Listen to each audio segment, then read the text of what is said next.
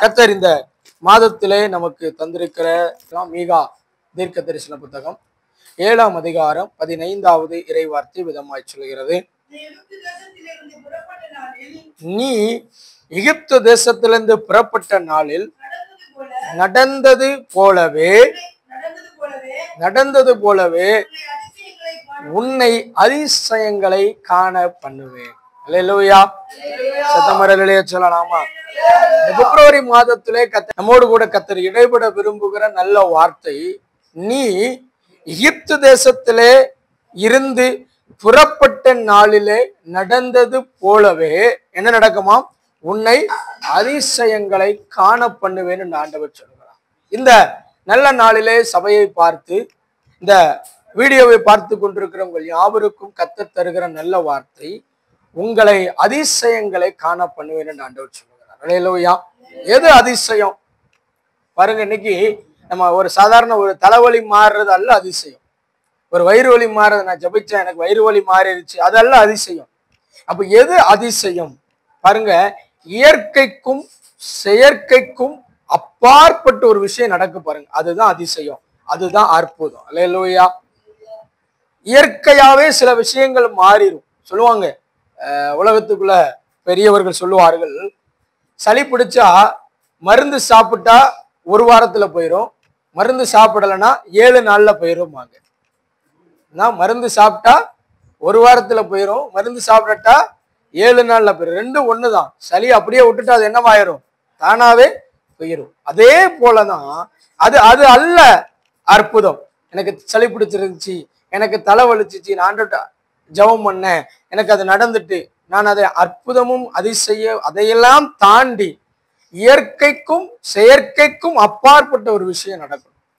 உதாரணத்துக்கு சொல்றேன்னா, டாக்டர் ஒருத்தரை மறிச்சிருவார்னு போட்டுட்டு போயிட்டாங்க. இன்னும் 2 நாள்ல இவர் என்ன பண்ணிடுவாரு? மறித்து விடுவார் என்று போட்ட பொழுது அங்கு ஒரு விஷயம் நடக்கு பாருங்க. கடைசியில ஒரு வார்த்தை சொல்லுவாங்க டாக்டர். என்ன சொல்லுவாங்க? இது கடைசியில யாரு தான் பார்க்கணும்? கடவுள் தான் காப்பாத்தணும். அதுதான் அதிசயம். அப்போ நான் சொல்லுகிற வாக்கியம் என்னன்னா, இந்த மாதம் அவர் என்னை காப்பாற்றுகிற இடத்திலெல்லாம் அதிசயத்தையும் அற்புதத்தையும் செய்ய போகிறார். அல்லேலூயா. அந்த அதிசயம் அந்த அற்புதம் எப்படி இருக்குமா? ரெஃபரன்ஸ் எங்க சொல்றாரு? இஸ்ரவேலராய பிரயாணத்தின் துவக்கத்துல எகிப்திலே நடந்தது போல, அங்கிருந்து நீங்க வெளியே வரும் பொழுது உங்களுக்கு என்னெல்லாம் அற்புதம் நடந்துச்சோ அதை எல்லா அற்புதங்களையும் நான் மறுபடியும் உங்களுக்கு செய்வேன் என்று ஆண்டவர் சொல்லுகிறார். அல்லேலூயா. நல்ல கவனிங்க, அதிசயத்தையும் அற்புதத்தையும் செய்கிறவர் யார்? இந்த அதிசயங்களையும் அற்புதங்களையும் யாருக்கு செய்ய போகிறார்?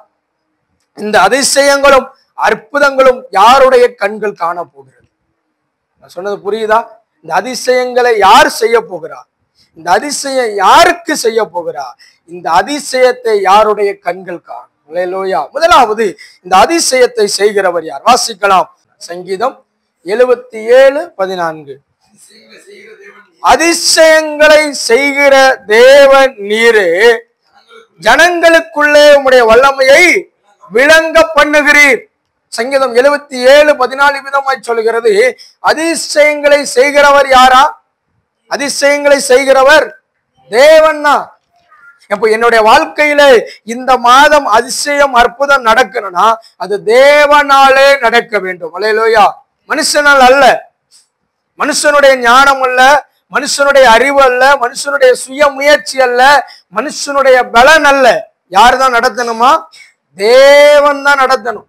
ஆண்டவர்கிட்ட ஒப்பு கொடுக்கணும். ஆண்டவரே, இந்த மாதத்துல என் வாழ்க்கையில நடக்கிறது எல்லாம் உம்மாலே நடக்கட்டும். எத்தனை பேர் ஆமீன் சொல்ல முடியும்? சத்தமா அல்லேலூயா சொல்லுங்களேன். ஆண்டவர்கிட்ட சொல்லணும், ஆண்டவரே, இந்த பிப்ரவரி மாதம் 2ஆம் தேதி நாங்கள் நிற்கிறோம். இந்த மாதம் முழுவதும் என் வாழ்க்கையில நடக்கிறது எல்லாம் யாரால நடக்கணும்? உம்மால நடக்கணும். ஏன்னா உம்மால நடக்கிறது எல்லாமே என்னதுதான்? அதிசயம் தான். அல்லேலூயா. அவரால் செய்யக்கூடிய எல்லாமே அதிசயம் தான். அதனாலதான் சங்கீதக்காரன் இப்படியாய் பாடுகிறார், உம்மாலே நான் என்ன பண்ணுவேன்? ஒரு சேனைக்குள் பாய்வேன், உம்மாலே மதிலை தாண்டுவேன் என்று ஆண்டவரிடத்துல ஜெபிக்கிறார்.